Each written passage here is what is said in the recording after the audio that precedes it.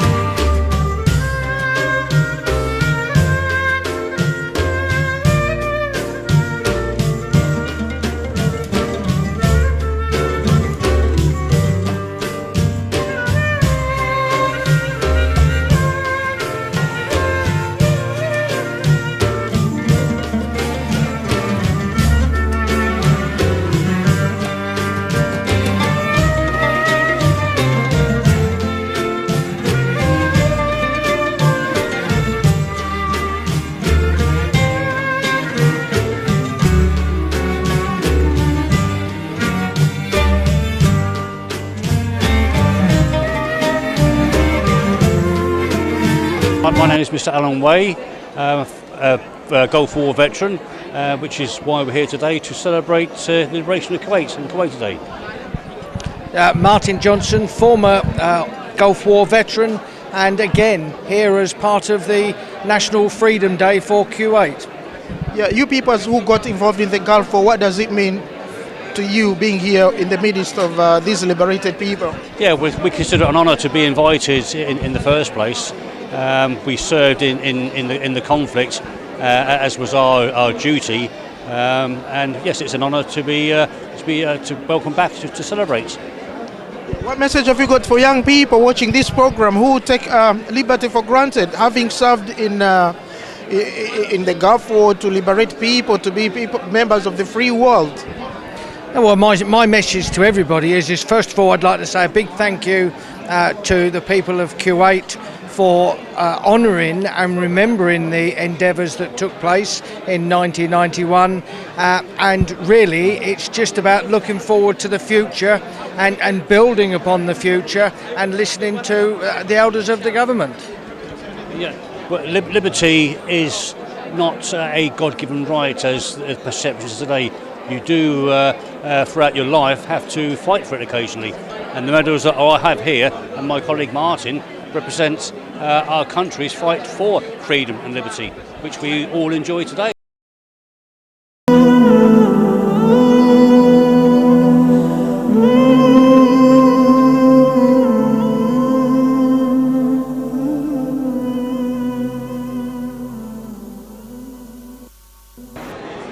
So thank you very much. We are here to celebrate the National Day of Kuwait, and I'm very thankful to His Excellency the Ambassador of Kuwait and Dean of the Diplomatic Corps. And hello London, I'm Nepalese ambassador of Nepal to the United Kingdom, and I wish to invite all friends to Nepal, to Kathmandu. Nepal is a country of nature, culture and adventure. Nepal is a rich country in its unique nature and diverse culture. And after the devastating earthquake in 2015, my government is very determined to make reconstruction and rebuilding works. And now every tourist around the globe, they can visit Nepal. Nepal is safe, and it's a very beautiful country to visit. So I wish to invite all the visitors, tourists and friends and well-wishers of Nepal to visit. It's a great country, and not only nature but also culturally also it's a rich country.